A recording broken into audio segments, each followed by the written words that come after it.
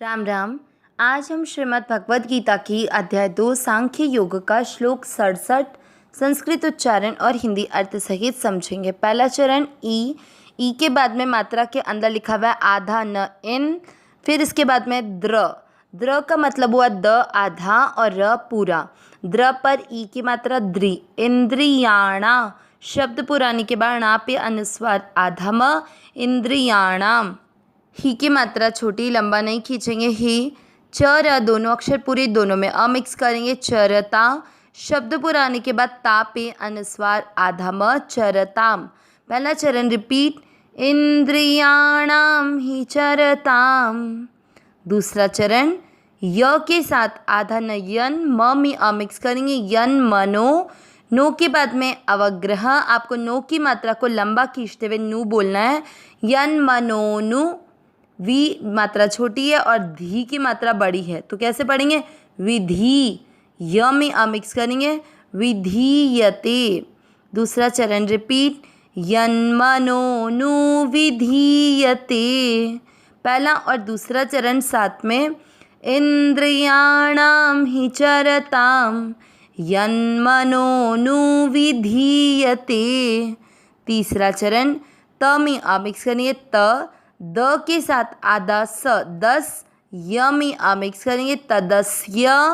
हर दोनों अक्षर पूरी दोनों में मिक्स करेंगे हरति। प्र का मतलब हुआ प आधा और र पूरा पियारे। प्रज्ञा शब्द पुराने के बाद ज्ञा पे अनुस्वार आधा म प्रज्ञा। तीसरा चरण फिर से, तदस्य हरति प्रज्ञाम।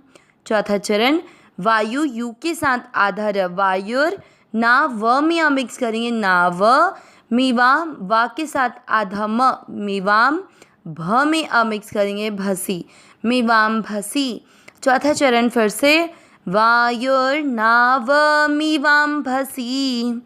तीसरा और चौथा चरण साथ में, तदस्य हरति प्रज्ञाम वायुर्नाव मीवाम भसी।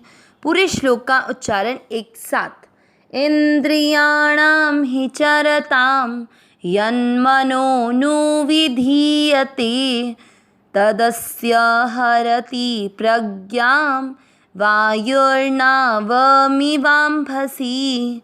एक बार फिर से, इंद्रियाणाम ही चरताम यन्मनोनु विधीयते तदस्य हरति प्रज्ञाम वायुर्नावमिवां भसी। श्लोक का अर्थ समझेंगे।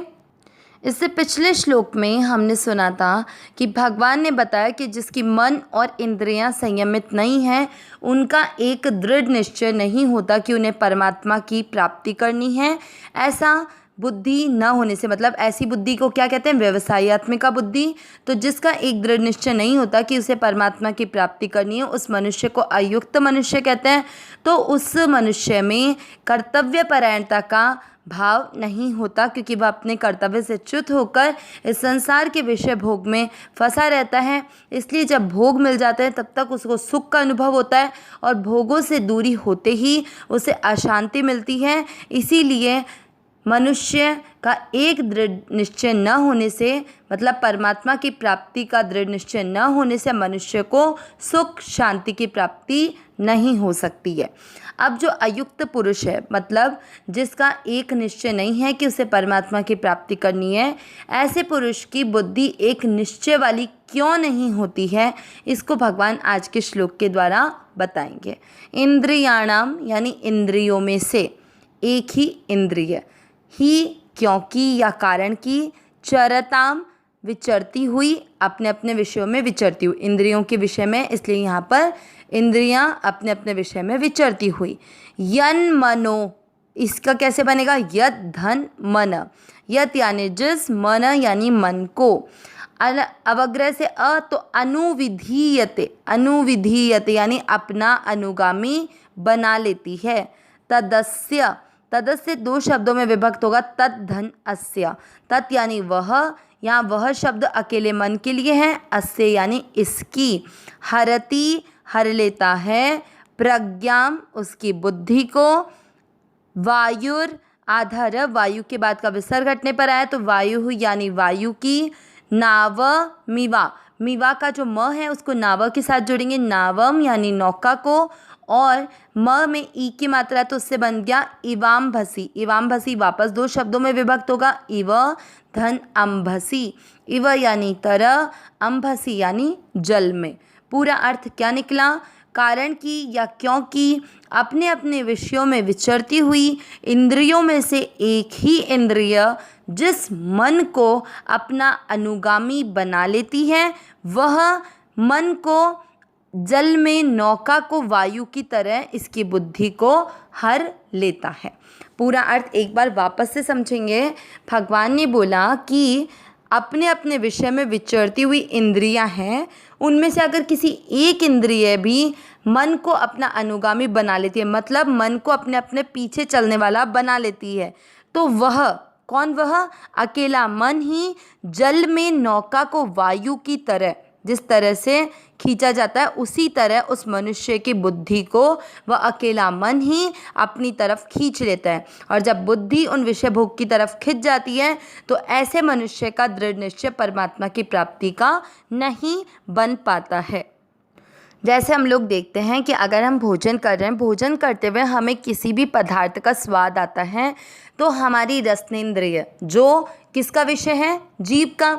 तो जीभ को ही रसनेंद्रिय कहते हैं। तो जीभ जो होती है वो उसमें आसक्त हो जाती है, उस स्वाद में आसक्त हो जाती है। आसक्त होने पर ये रसनेंद्रिय किसको खींच लेती है? मन को अपनी तरफ खींच लेती है। तो देखो वही बात आ गई ना कि जो इंद्रियों का विषय होता है, जैसे कौन सी इंद्रिय के बारे में बात करें हम? रसना इंद्रिय के बारे में, मतलब जीभ के बारे में। तो जीभ में से इतनी इंद्रियों में से एक इंद्रिय कौन सी हो गई? रसना। वो मन को अपना अनुगामी बना लेती है, अपने अपने विषय में विचरती हुई। तो रसना का विषय क्या था? स्वाद। उसने पदार्थ के स्वाद का आनंद लेते हुए मन को भी अपना अनुगामी बना लिया, मतलब मन को अपनी तरफ खींच लिया।